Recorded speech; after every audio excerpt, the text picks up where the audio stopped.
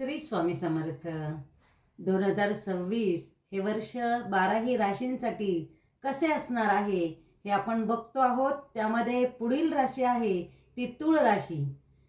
शुक्राची ही राशी आहे, अतिशय चोखंदळ राशी. आणि आजचा दिवस हा जगून घेणे, मनोरंजन करणे, ऐहिक सुख उपभोगणे हे या राशीला फार छान जमते.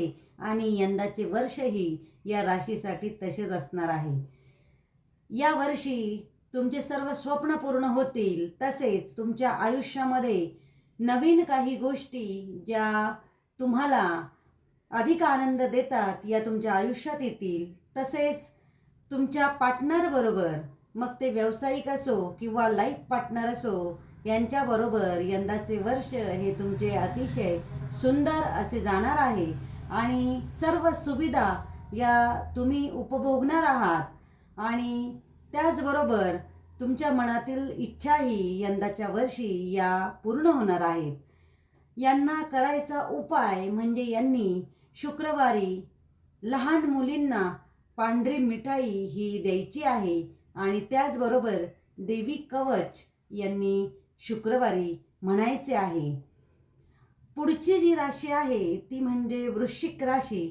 वृश्चिक राशीचा स्वामी मंगळ आहे. आणि धैर्य तसेच लढाऊ वृत्ती प्रदान करणारा मंगळ याची ही राशी. आणि तसाच स्वभाव असणारे हे लोक, कुठलंही युद्ध लढण्याची ताकद यावर्षी तुमच्यामध्ये असणार आहे. संकटांना तुम्ही घाबरणार नाही, किंबहुना संकट तुमच्यापासून लांब राहणार आहे.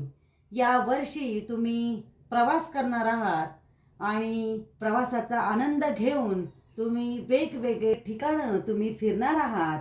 आणि त्याचबरोबर घरापासून काही काळ तुम्ही प्रवासाच्या निमित्ताने बाहेर राहू शकतात.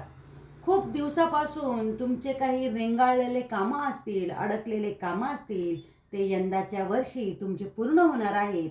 या वर्षभरात तुम्हाला दर मंगळवारी बजरंग बाण याचा पाठ करायचा आहे.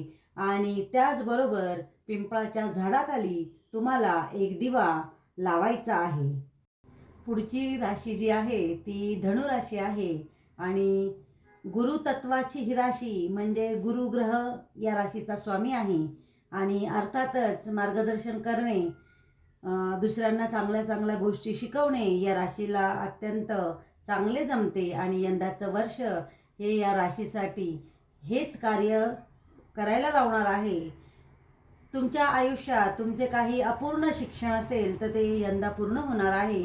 आणि त्याचबरोबर तुम्ही वेगवेगळ्या डिग्र्या घेऊ शकतात.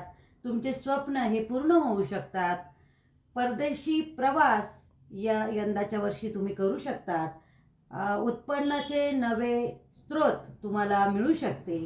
आणि तुम्हाला यंदाच्या वर्षी जो उपाय करायचा आहे त्यामध्ये तुम्ही गुरुवारी केसर तिलक हे तुम्ही कपाळाला लावायचं आहे. आणि विष्णू सहस्रनाम रोज आपण म्हणायचं आहे. खूप छान असे हे उपाय आहेत, तुम्ही नक्की करा. Doctor Neha Joshi, Datta Anagha Vasuri research centre, Nashik.